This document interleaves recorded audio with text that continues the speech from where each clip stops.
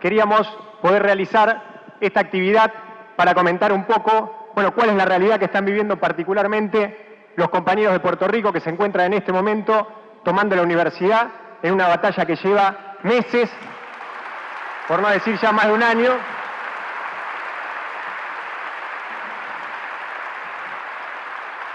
Y en este gran movimiento también de los artistas, de los músicos, quienes junto con la juventud están dando una batalla extraordinaria. Por eso, también bajo las consignas de Fuera Yanquis de América Latina, viva la lucha de los estudiantes de Puerto Rico, vamos a dar comienzo a una intervención de los panelistas para después incluso poder tener un poco de tiempo para abrir una ronda de preguntas y poder compartir un pequeño debate.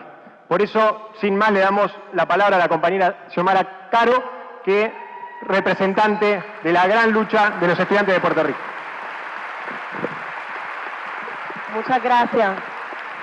¿Me escuchan? Bueno, mi nombre es Xiomara Caro, yo soy portavoz, o dirían, ¿verdad?, vocero del Comité de Representación Estudiantil, un poco para que entiendan, ¿verdad?, qué eso significa. Los estudiantes en la Universidad de Puerto Rico están en un proceso de huelga, han tomado todas las facultades de distintas maneras que explicaré próximamente, y crearon un comité para negociar con la administración de la universidad. Yo soy parte de ese comité, representante, irónicamente, de la Escuela de Derecho de la Universidad de Puerto Rico, o sea que estar aquí también es simbólico de otras cosas que nos unen. Y antes de comenzar a hablar del proceso que se desata en la isla de Puerto Rico, quiero presentar un video porque creo que a veces las imágenes hablan más que las palabras y estas imágenes nos ponen en contexto de qué se trata y qué es lo que está pasando en mi tierra.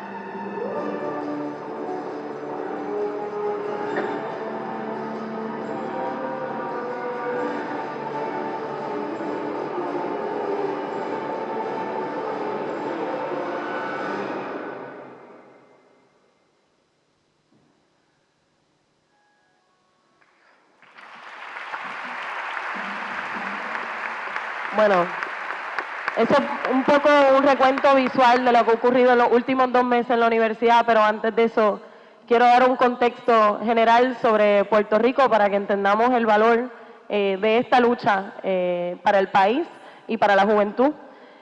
Algunos datos específicos: el 40% de los desempleados en Puerto Rico tienen entre 18 y 34 años, pero además la mitad de la gente desempleada tiene un grado universitario, o sea que se gradúan y salen a la calle y no tienen trabajo que encontrar. Y cada año son menos estudiantes en las escuelas públicas. En los últimos 10 años se han perdido más de un 15% de los estudiantes se van porque las escuelas públicas no se atienden, se dejan caer en términos académicos y la gente se ve forzada a ir al sistema privado, y me imagino que algunos de ustedes entenderán, ¿verdad?, esta experiencia. O sea que esta realidad de la juventud en Puerto Rico, que no tiene, ¿verdad?, no tiene un futuro del que agarrarse, unida a otros dos factores que han sido las experiencias políticas que han vivido los estudiantes. Mi generación vio la salida de la Marina de los Estados Unidos de Vieques, que es una isla de Puerto Rico, y que en el 2001 se logró que saliera. También vivió la huelga de los trabajadores de la electricidad en Puerto Rico, la huelga del pueblo, o sea que se vio formada también por esas experiencias que vivimos. Y por último, el contexto político. En Puerto Rico ahora mismo el gobernante, Luis Fortuño, es un gobernante político neoliberal totalmente. O sea, todas las medidas que está implementando son abiertamente cerrando el servicio público, despidió más de 30,000 empleados con una ley y ha comenzado a usar este concepto de la emergencia. Todo está en emergencia. La emergencia fiscal, la emergencia energética, toda la emergencia se usa para justificar una serie de medidas que violentan la Constitución, violentan convenios colectivos y han eliminado los derechos adquiridos de miles de trabajadores. Esa Ley 7 es la razón por la que, una de las razones por la que la Universidad de Puerto Rico está en un déficit de más de 300 millones de dólares.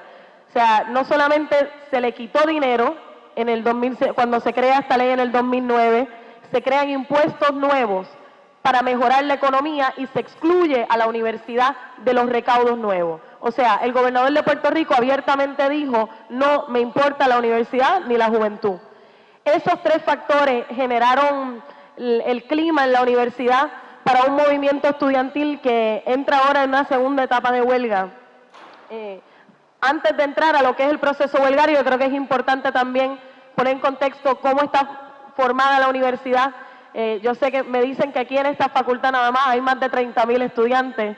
Pues para que tengan una idea, en Puerto Rico hay 11 sedes, pero cada sede tiene diversas facultades. O sea, es son 11 campus y entre todos hay 64,000 estudiantes.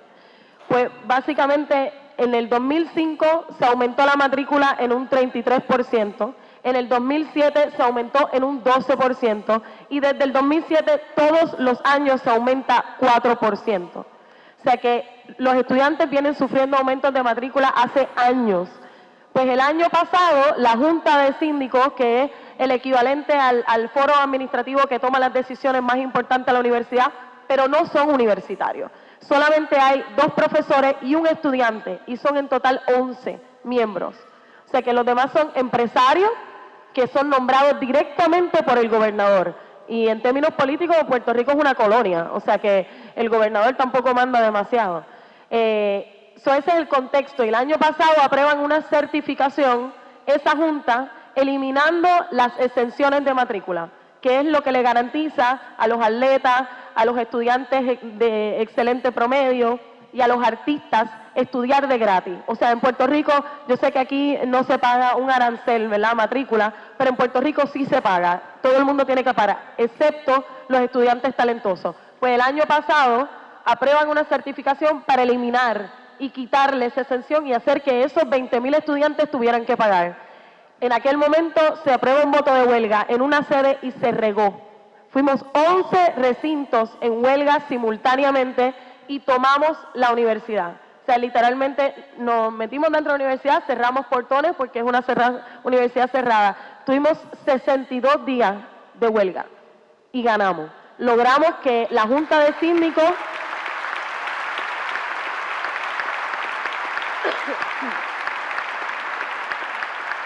y no solo ganamos, sino que creamos un comité negociador alternativo. O sea, están institucionalizados los consejos de estudiantes y el año pasado no seguimos los consejos, porque los consejos se han convertido muy burocráticos en Puerto Rico. Se crearon comités de base por facultad, de gente militante que le importaba el tema de la educación, horizontales, sin presidente, y escogimos uno de cada uno de esos representantes y le dijimos a la Junta de Síndicos, con esa gente es que tú te vas a sentar a negociar. Y por un mes nos dijeron que no. Nos tiraron a la policía, nos bloquearon la universidad al punto de que los padres no podían entrar a darle comida a sus hijos. O sea, bueno, a un padre lo golpearon por tratar de pasarle comida a un hijo. O sea que vivimos un mes de ellos diciendo que no iban a negociar. Y terminaron no solamente negociando, sino que un tribunal de primera instancia los ordenó a la mediación y tuvieron que firmar unos acuerdos que hoy día son válidos y garantizaron que todos esos estudiantes todavía puedan estudiar en la Universidad de Puerto Rico. O sea que esa victoria es bien reciente, esa huelga se levantó en julio del año pasado, pero a mitad de esa huelga quedó un asunto que nos tiraron en la mesa sin decirnos nada. Una cuota de $800 americanos. Para que tengan una idea, un semestre a un estudiante de bachillerato, subgraduado, le puede costar $400, $500. O sea que $800 es un aumento de 100, 150% de matrícula. Pues anunciaron que iban a implementar ese aumento este enero a todos los estudiantes. No importa si tú tomas un crédito, si estás en derechos, si estás en sociales, todos los estudiantes tienen que pagar. Y porque literalmente cuadraron la chequera, dijeron nos faltan $40 millones, lo dividieron por la cantidad de estudiantes y nos dijeron que todo el mundo tenía que pagar $800 porque la cosa estaba difícil. Y es en ese contexto, después de una huelga de 62 días, que tuvo mucho apoyo del pueblo de Puerto Rico, que es extraño porque es un pueblo tradicionalmente conservador, que no había visto una lucha como esa, nos volvimos a tirar a la huelga. Y de esa, ¿verdad?, de esta experiencia en la que todavía estamos en huelga, ya llevamos 70 días, tengo 3 enseñanzas, tal vez, o 3 cosas que yo diría que son la fortaleza del movimiento estudiantil en Puerto Rico y 3 cosas que yo creo que además vamos a aprender de aquí de las organizaciones como la FUBA que nos han dado la vuelta por todas las facultades y que esperamos establecer una alianza permanente. Uno, la organización y la participación, que veo que aquí están mucho más adelante y es un ejemplo para nosotros. Formamos comités de acción por facultad amplios. Y cuando se dio la negociación, la última vez, imagínense una aula como esta, pero 11 aulas así alrededor de toda Argentina, a la misma vez que yo estaría hablándole a ustedes, yo tengo el celular con la persona en el tribunal, leyéndome los acuerdos, y se debatía y se aprobaban punto por punto. O sea, nos querían matar en el tribunal. Decían, vamos a estar aquí 12 horas. Pues vamos a estar aquí 12 horas porque este acuerdo lo tiene que aprobar no los portavoces ni los voceros, lo tiene que aprobar la gente desde abajo. O sea que los acuerdos de la última huelga se aprobaron en 11 asambleas simultáneas que se fueron debatiendo punto por punto de 4 páginas. Y se debatían turnos a favor y en contra. Esos acuerdos para nosotros es sumamente valioso por la participación, porque la gente que participó y construyó la huelga tuvo el poder de tomar la decisión de cuándo se acababa la huelga y con qué. Segundo, la creatividad. Ha sido un movimiento que de la misma manera en que se ha defendido y cree en la autodefensa y no en la brutalidad policíaca y no va a permitir jamás y nunca que muera un estudiante a manos de un policía, ha tenido sus momentos de tirarle flores a la policía, de usar otras estrategias creativas de desobediencia civil, de marcha. O sea que una de las cosas que nos ha distinguido ha sido esa habilidad de transformarnos. Pero por último y más importante es la resistencia. Y yo creo que eso lo aprendimos primero de ustedes, porque antes de que comenzáramos esta huelga nos sentamos a mirar los videos de las luchas en Argentina, en Chile, en México. Fue de Latinoamérica que se inspiró el movimiento estudiantil de Puerto Rico y yo creo que eso ustedes lo deben saber.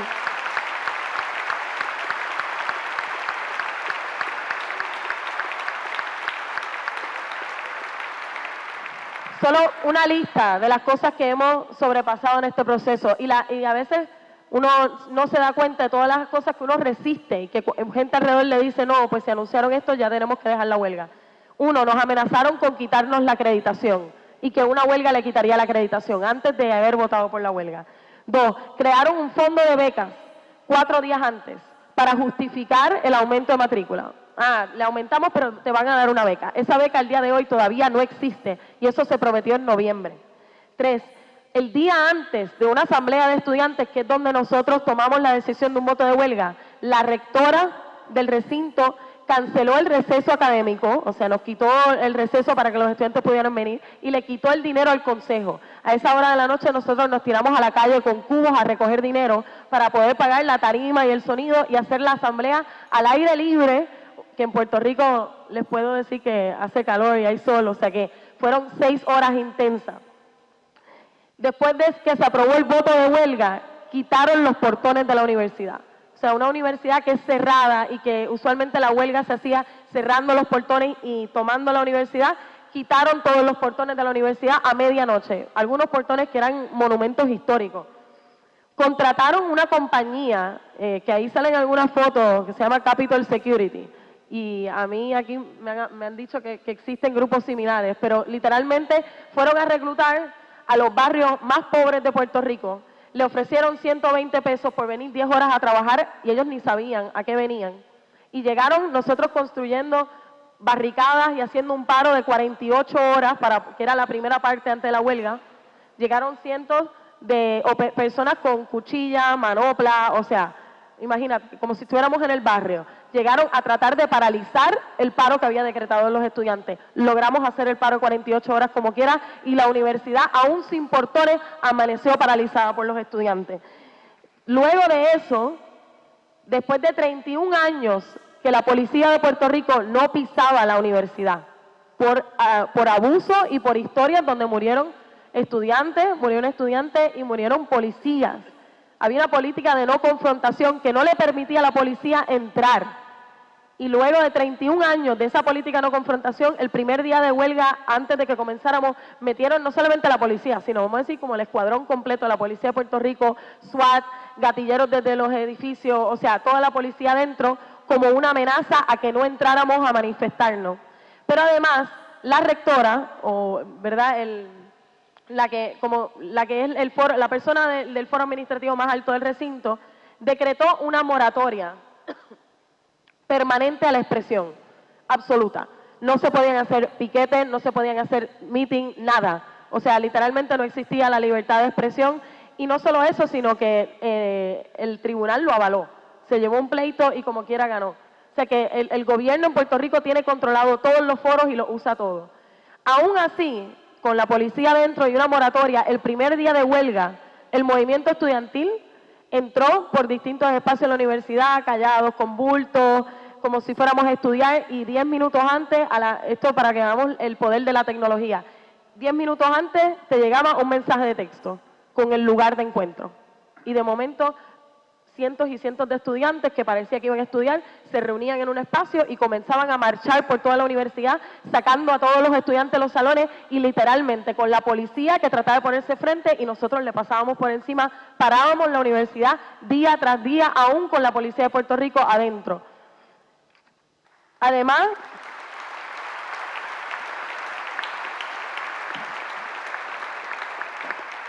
el Tribunal Supremo de Puerto Rico resolvió que los estudiantes no tenían un derecho a huelga.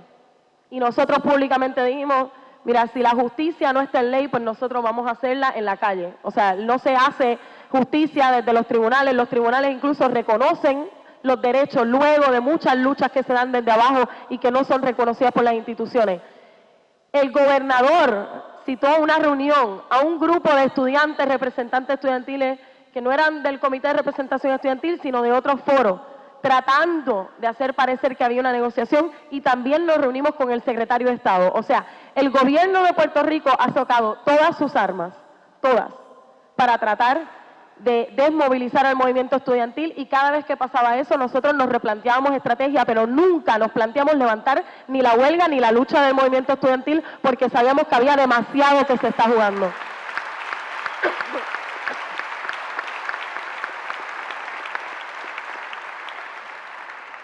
Pero más que nada, lo importante que ha ocurrido en la última semana y son logros del movimiento estudiantil, renunció el presidente de la Universidad de Puerto Rico y nosotros veníamos meses, un año pidiendo su renuncia y finalmente renunció.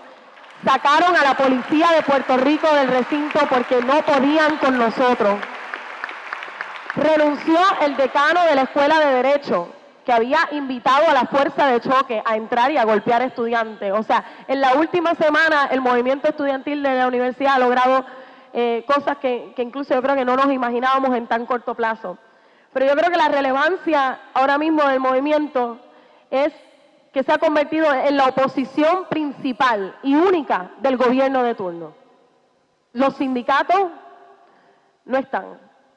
Los obreros no están movilizados. El movimiento estudiantil, luego de que se prometió una huelga general el año pasado y quedó en el aire, prometieron los sindicatos y los sectores sindicales una huelga general, y nunca llegó. El movimiento estudiantil fue el único que se fue a la huelga, el único.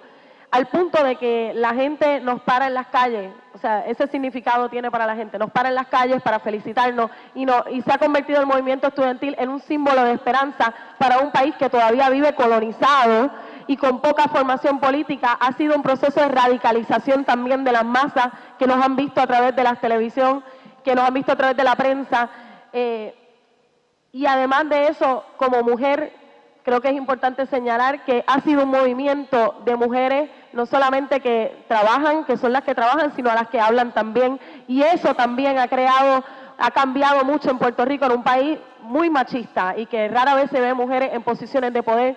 Ha creado un discurso sobre cuál es el rol de la mujer y el poder que pueden tener.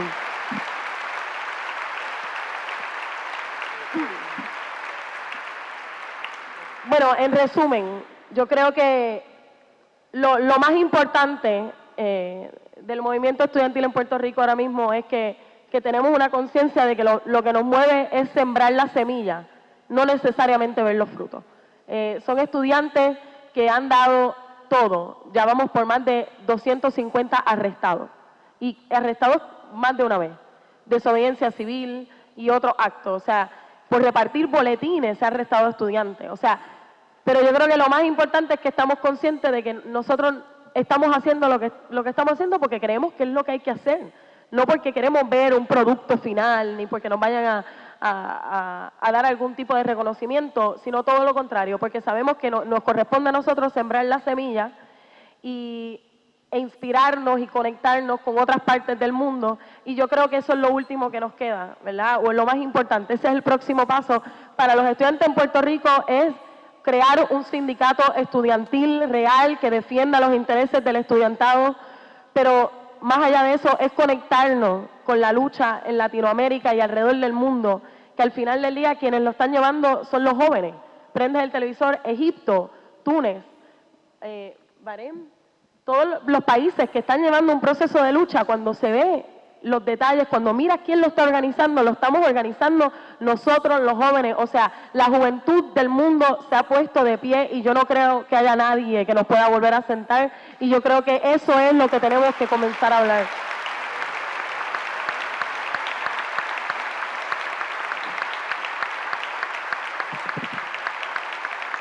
Con eso cierro y dejo la invitación sobre la mesa. Puerto Rico es Latinoamérica y estamos listos para unirnos a ustedes y al resto de la juventud latinoamericana para una cosa que compartimos. Es una lucha por la educación, que básicamente es una lucha por la independencia y la autonomía personal y social de nuestros países. Muchas gracias.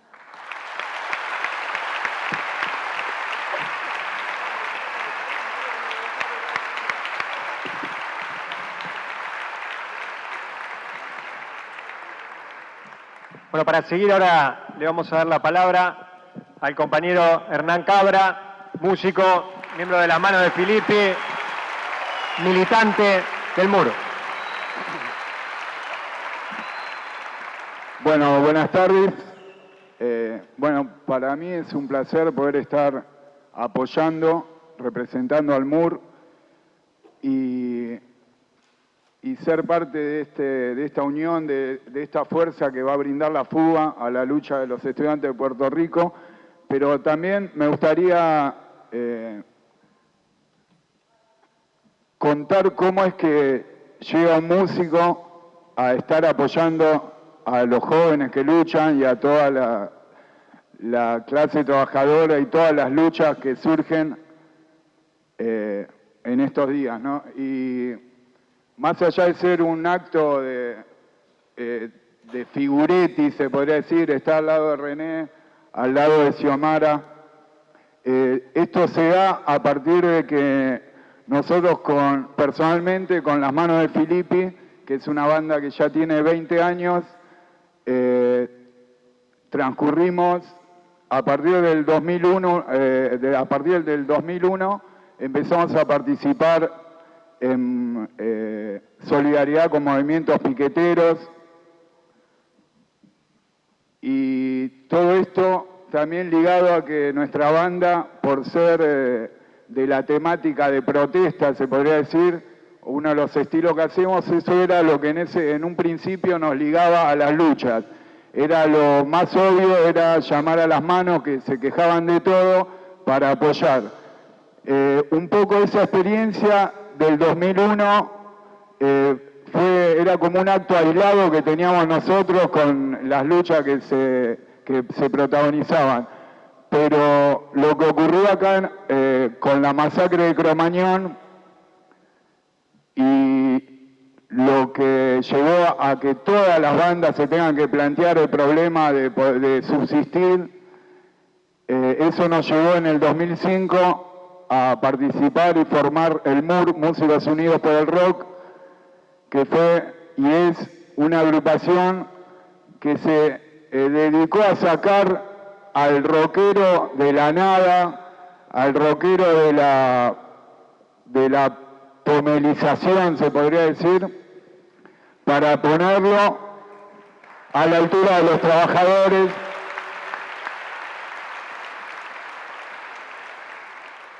y ponerlo a la altura de los trabajadores y de sus luchas. Que cuando arrancamos con el MUR también éramos parte de apoyo a las luchas como fue la de Parmalat.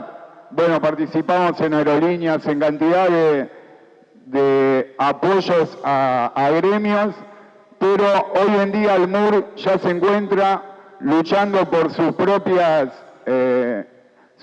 consignas, enfrentando la privatización de la música y de la cultura en general, y lo hace desde un trabajador que está exigiendo al Estado y de la juventud que exige al Estado la posibilidad de generar cultura. La experiencia de militancia en el MUR fue acompañada desde un principio por la fuga. Fue algo que nosotros nos apoyamos en la fuga, y en eso es donde yo veo también la gran importancia de este apoyo de la fuga y los estudiantes de Puerto Rico.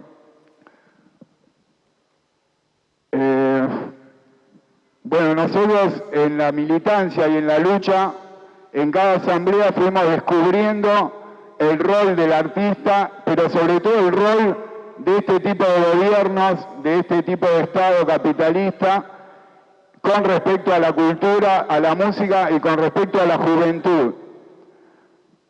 Nosotros hoy en día estamos apoyando a los estudiantes, pero también descubrimos que el plan de este sistema no es generar cultura ni generar posibilidades para que los jóvenes puedan expresarse libremente, sino que los largan como comida de los leones, que son los privatizadores. El Estado está al servicio de la privatización y está al servicio de entregarle a las empresas que lucran con el arte y con la cultura a jóvenes que no tengan otra posibilidad de tocar y de hacer música que no sea pagando para tocar o cayendo en las garras de los bolicheros o los comerciantes de la cultura. Nosotros con el MUR también lo que logramos fue un poco separar eso que en un momento a nosotros nos había unido a las luchas, que era nuestra música de protesta, pero en la lucha del MUR y de los artistas y de la juventud no está agarrada a ningún tipo de estilo musical. Nosotros luchamos por la libertad de crear, por la libertad de poder expresar y que la juventud traiga eso nuevo que no va a venir desde un Santolaya, y mucho menos de un productor artístico que pueda traer alguna compañía. Nosotros cuando exigimos lugares para tocar con el MUR, nos encontramos con que los representantes del Estado nos decían que ellos no podían darnos lugares los viernes o los sábados porque estarían compitiendo con lo privado. Un poco ese es el dedo en la llaga que tenemos que meter nosotros y desenmascarar a estos gobiernos que están más para hacerle el caldo gordo a los empresarios que brindarle posibilidad de creación a la juventud.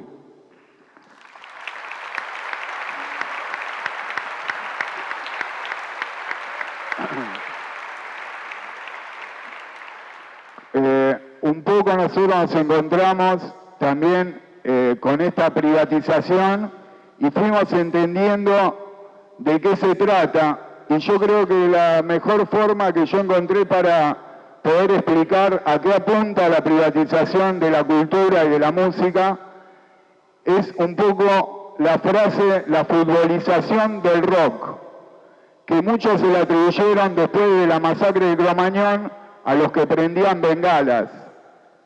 Yo creo que la futbolización del rock está en la intención de transformar al rock y a la música en un comercio tan de mierda como es el comercio del fútbol, que seguramente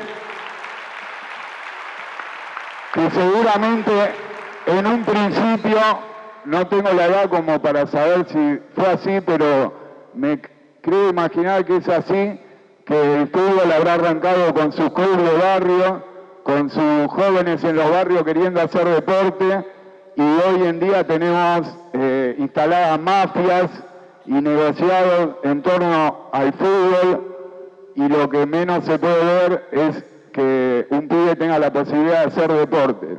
El Estado no está ahí para generar ningún apoyo a la juventud que quiera hacer deporte. Eso para mí es la futbolización del rock y de la cultura en general.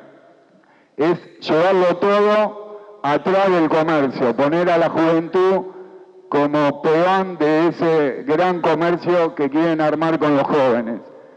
Y un poco así funciona, me parece, este sistema, como poniendo a las mineras como primer ser que hay que proteger.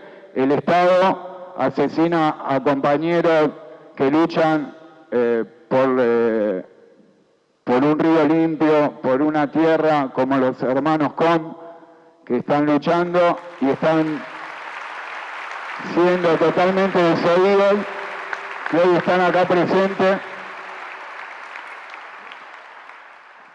Y bueno, eso es un poco la experiencia que nosotros pudimos lograr, y creo que poder estar acá como músicos conscientes y de lo que es la lucha contra este tipo de gobierno y contra este sistema, me llena más de orgullo, y estoy con la plena seguridad de que de acá va a salir una fuerza terrible para los luchadores de Puerto Rico, para los estudiantes.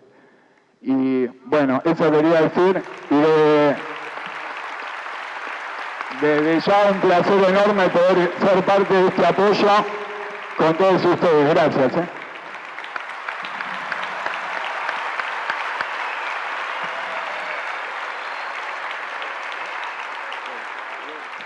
Bueno, sin demasiado preámbulo y declarando la enorme satisfacción que nos da tenerlo presente, le damos la palabra al compañero René, residente Calle 13.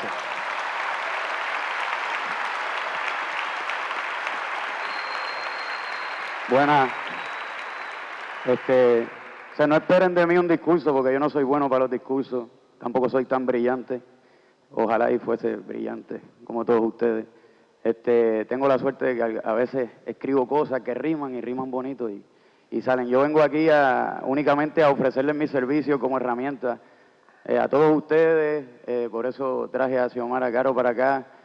Por eso me interesa que ustedes conozcan lo que está ocurriendo en Puerto Rico, aquí en Argentina. Es muy importante para mí que se dé a conocer lo que pasa allá. Puerto Rico ha sido una colonia desde hace mucho y y no hay, la educación allá no es muy buena. Y necesitamos el apoyo de todos ustedes.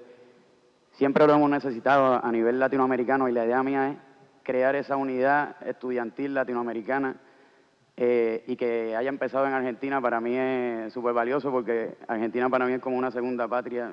O sea, no lo digo por lamberle los huevos a nadie, lo digo porque es real. Lo siento así. Fue el país que primero entendió la propuesta de Calle 13. De hecho, en mi país todavía no lo entiende todo el mundo, la propuesta de Calle 13. Nos dicen comunistas y otras cosas. Por eso para mí era bien importante hacer esta primera reunión y es bien relajada y es bien simple.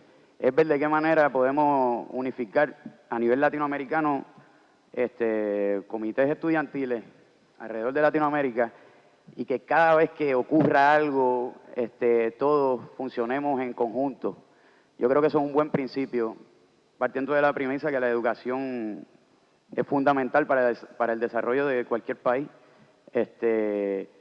Y es así de básico, por eso es que traje a Xiomara, no solo para que les explique lo que está pasando en Puerto Rico, porque lo que está pasando en Puerto Rico pasa aquí, pasa en todos los países, es para que ella misma se contacte con ustedes, intercambio de email, vamos a usar todo, vamos a usar todas las herramientas, el Twitter, el Internet, el email a favor de nosotros, no estamos en contra de las cosas, usamos todo, hay una marca, nos la clavamos, la usamos a favor, tenemos que coger todo lo que... Bueno, coger aquí es malo. Bueno, es bueno, pero es una mala... Es bueno, pero es una palabra...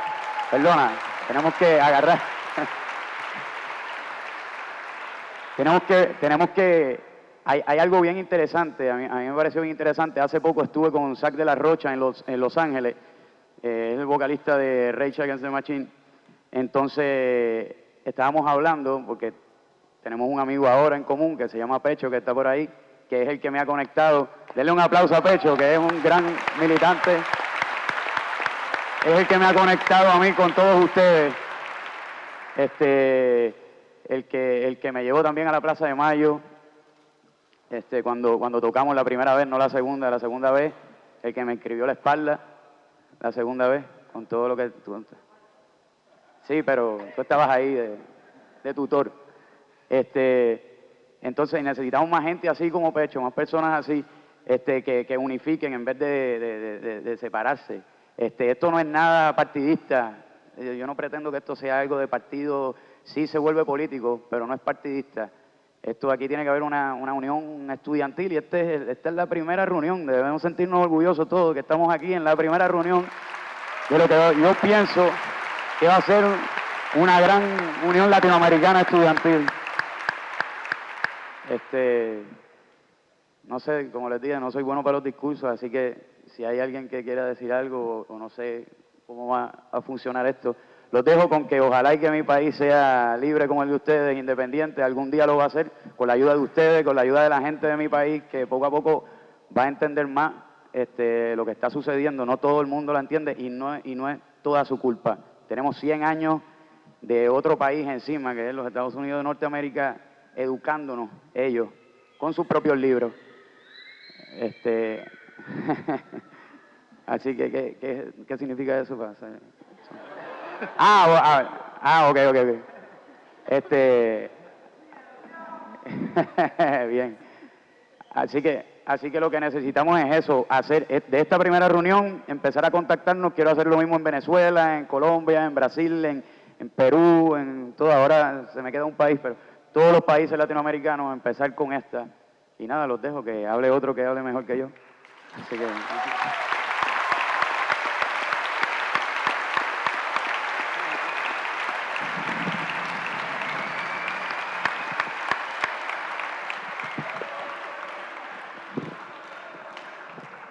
Bueno, antes de abrir justamente el debate, las preguntas y poder interactuar un poquito, le vamos a dar la palabra al compañero Alejandro Likovich, presidente de la Federación Universitaria de Buenos Aires.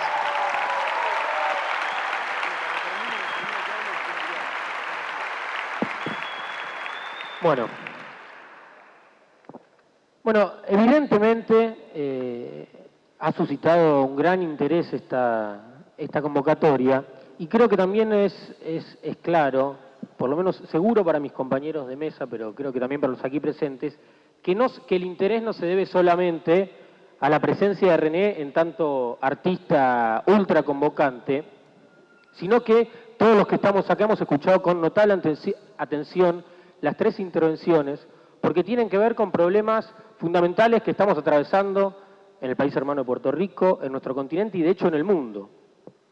Esto creo que es algo importante marcar por lo siguiente. Acá Xiomara narró con una calidad de fotografía y película directamente una lucha tan profunda y tan viva de los estudiantes de Puerto Rico contra el arancel, que es una lucha que sigue hasta el día de hoy. Bueno, solo no hace falta meterse hasta el fondo de las cosas para tomar en consideración que ese problema de luchas, de rebeliones educativas contra cosas similares, contra intentos de incrementar los aranceles y demás, es algo que recorre el mundo. Es un fenómeno mundial. Por ejemplo, hace muy poco tiempo, creo que incluso simultáneamente, el año pasado en Gran Bretaña hubo grandes movilizaciones enfrentando el ajuste que se estaba propiciando sobre las universidades, también un incremento por 3, creo que en ese caso, de la matrícula. Ahí los estudiantes se movilizaron, tomaron la sede del partido de gobierno, como hicieron los jóvenes egipcios hace pocos días, y bueno, lo mismo pasó en Irlanda, también en Italia, enfrentando problemas muy similares, lo cual viene a cuento, en mi opinión, ¿no es cierto?, de que esto tiene que ver con que la educación a nivel mundial también es víctima de la crisis capitalista que sufre el mundo. ¿En qué sentido? Bueno, esto ya hace años, nosotros también lo sufrimos acá, hace años que en la medida en que los capitalistas viven su propia crisis y necesitan buscar, digamos, negocios a como dé lugar, abriendo mercados nuevos, tratando de conquistar países donde antes regía otro sistema social y demás, descargan toda su fuerza sobre la educación para privatizarla. Lo mismo pasa con el campo de la cultura, como comentaba recién el Cabra. Y eso se da de muchas maneras, en algunos casos, como en Puerto Rico, incrementando los aranceles. Y eso genera crisis, genera conflictos y ha generado estas grandes luchas. En otros casos, como el nuestro, en la Argentina también se han generado grandes luchas que, por suerte, como comentaba Xiomara, han impactado incluso a nivel continental, tal vez no por un arancel tan directo que aparece como una cuota, pero sí por destruir las carreras, hacer que esos contenidos que antes eran valiosos solo se consigan si uno paga, pasándolo a los posgrados, etcétera, etcétera. Es decir, que también sufrimos un proceso de privatización que ha colocado a la juventud enfrentando muy fuertemente este proceso de privatización.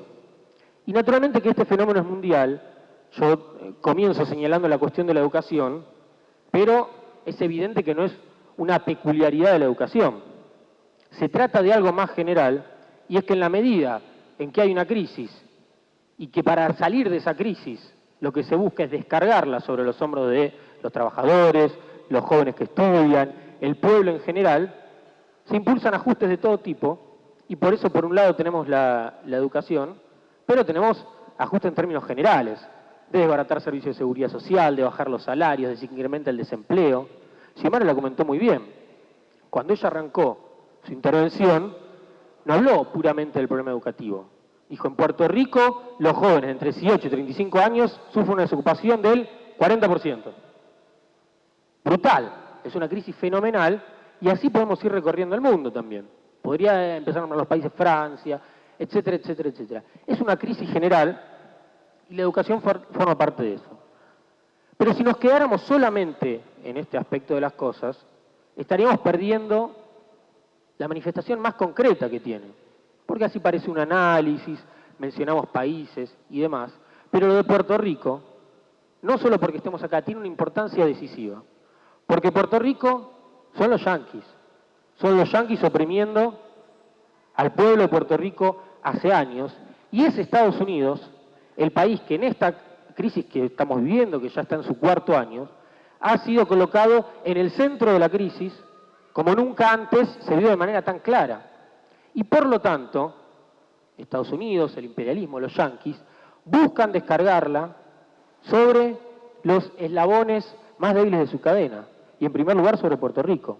Por lo tanto, no es un capricho ver cómo la lucha que los compañeros están dando es indisoluble y plantea necesariamente la necesidad de reivindicar que se vayan los yanquis de América Latina, como el telón que hicimos para esta charla, y de reclamar la independencia y la soberanía plena del pueblo de Puerto Rico para que pueda desarrollar a fondo su educación, sus capacidades creativas y todo lo que necesita como pueblo.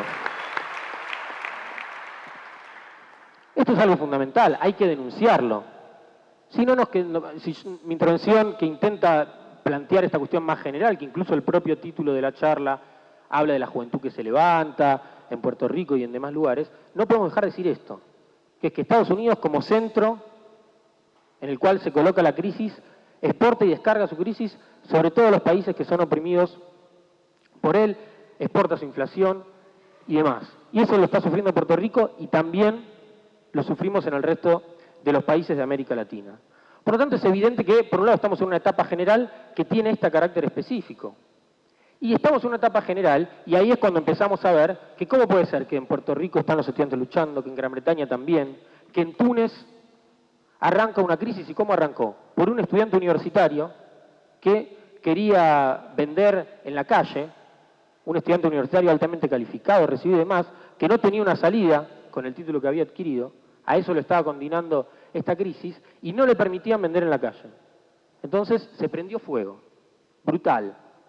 No encontró una salida en sus términos individuales, pero eso fue la chispa literalmente que encendió la hoguera, y así se armó una rebelión que sigue, porque cayó Ben Ali, que era el primer ministro ultra corrupto del país, pero sigue, porque si cae Ben Ali, siguen los que estaban con Ben Ali. Bueno, sigue eso, y esto nos permite ver cómo es la juventud la que tiene un papel decisivo en estas luchas. Pasó en Túnez, pasó en Egipto. Los medios de comunicación prooccidentales, digámoslo de alguna manera, ¿cómo querían colocar? Bueno, simplemente fue el Twitter. No, y el Twitter es lo que dijo René, es una herramienta, nosotros utilizamos todas, no le regalamos ni una a ustedes, las utilizamos todas, pero eran los jóvenes que estudiaban y no podían seguir estudiando, los jóvenes que trabajaban y eran despedidos de sus países, un país que era colocado como de los emergentes, los que le iba bien, crecía el PBI y tenía una miseria fenomenal. Y ahora sigue eso, con grandes huelgas y también con un papel protagónico de la juventud.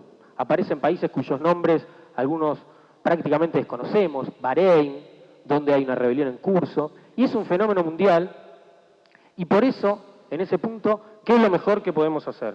Frente a una etapa general que coloca a la juventud saliendo a enfrentar los ajustes que implica esta crisis respecto de sus propias condiciones más inmediatas, como es la educación, pero respecto de otras cuestiones, del desempleo, de la miseria, y que por lo tanto busca colocarse necesariamente, repitiendo una experiencia histórica, pero habiéndola atravesada, con la necesidad de colocarse junto a otros sectores que están luchando, de colocarse junto a la clase obrera en primer lugar, y a partir de esa unión, desarrollar una perspectiva nueva, como en su momento los viejos dirigentes de la reforma universitaria en América Latina llegaron a esa conclusión, que no se podían resolver los problemas de la educación simplemente adentro de los claustros, y que el puro universitario era una cosa monstruosa. No era posible eso. Y todas estas luchas que están dando apuntan en ese sentido. Con lo cual es fundamental no solo seguirla como quien lo sigue por afuera, sino intervenir en ella activamente. Contactarnos, como estamos haciendo acá, plantear, digamos, la posibilidad de un encuentro real. Miren, nosotros desde la FUBA, hace ya más de un año, si no recuerdo mal, bueno, cuando fue el golpe en Honduras, en el año 2009, acá Cristian, que es el anterior presidente de la FUBA, viajó con los compañeros de la mano de Filippi a Honduras, en medio del golpe pro-yanqui que se estaba desarrollando. Participaron de un festival espectacular que fueron las voces contra el golpe, y ahí llevamos una propuesta, que era la propuesta de la necesidad de un gran encuentro de jóvenes latinoamericanos para enfrentar el imperialismo, para enfrentar el golpe y para buscar una coordinación y una salida. Esa propuesta, bueno, fuimos avanzando, hubo acuerdos de distintas federaciones, pero por distintos motivos, los tiempos, cosas que no siempre son tan fáciles, no se pudo concretar efectivamente. Y ahora la propuesta la traen ellos. Nosotros tomamos esa propuesta, redoblamos la apuesta, mañana mismo ya vamos a estar, por intermedio de Xiomara, contactándonos vía teleconferencia con los compañeros que están luchando en Puerto Rico, y para avanzar en esta perspectiva, donde todos tenemos un papel para jugar, los artistas, los jóvenes, es decir, cada uno de su lugar, colaborando para que podamos tener, como decía René, una acción donde pongamos los puntos sobre las IES, digamos a los yanquis que se vayan de América Latina, que queremos que los estudiantes de Puerto Rico no tengan que pagar su matrícula, ni los estudiantes de ningún país, que podamos tener trabajo, que no haya desocupación, que la crisis no se descargue sobre nuestros hombros. Y así en cada uno de los países de América Latina. Con lo cual esta charla tiene esa enorme virtud, que muestra cómo no pasa por un solo lado. Es una única lucha, pero que todos vamos colaborando, y por eso nosotros les tomamos la palabra a ellos y queremos avanzar en un gran encuentro latinoamericano de jóvenes para luchar contra el imperialismo, para luchar contra esta crisis que quiere descargar con nosotros y dar una salida para el conjunto de América Latina. Gracias, compañeros.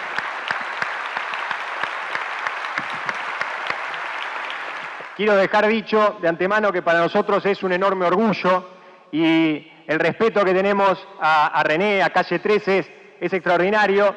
Estamos a pocos días de que se cumplan 4 meses del asesinato de nuestro compañero Mariano Ferreira, y René, Calle 13, no solamente estuvieron ahí poniéndole el pecho a ese gran festival que hicimos para el juicio y castigo a los responsables, sino que se pintó mismo el cuerpo defendiendo esa gran bandera que la juventud acá en Argentina está llevando adelante junto con los trabajadores. Por eso es un enorme orgullo la presencia de René en esta mesa. Le queremos dejar el micrófono para dar un saludo que seguramente no va a ser el último si logramos conquistar esa gran perspectiva de un encuentro latinoamericano de la juventud antiimperialista.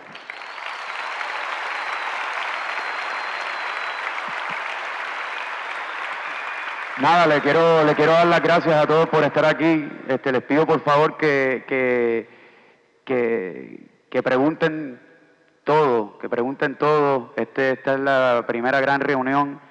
Es bien importante, los necesitamos en esta lucha estudiantil latinoamericana, es bien importante. Me tengo que ir, pero los voy a dejar con Xiomara y con todo este panel para que le hagan todo tipo de preguntas. Y recuerden que soy una herramienta, lo que necesiten me llaman, por ahí está mi hermano Gabriel, que le pueden mandar el correo electrónico a él. Levanta la mano para que te vean, cabrón. Vino desde Puerto Rico ayer de sorpresa, porque cumplo años el 23 de febrero ya mismo. Cumplo 22 años. Pero nada, a él lo pueden parar, o yo ya mismo en Twitter pongo, en el Twitter de nosotros, cómo nos podemos comunicar también con ella, y se deben sentir orgullosos. Esta es la primera reunión, gran reunión, y esto va para adelante, va para arriba, no lo vamos a dejar caer. Me encanta esta generación, es una generación muy madura. Mi hermana, que tiene 21 años, que está por ahí, es mucho más madura de lo que yo era. Bueno, es más madura que yo, ahora mismo. Una generación llena de información. Así que hay que utilizar todos los medios que tenemos. Gracias por estar aquí de nuevo. Gracias.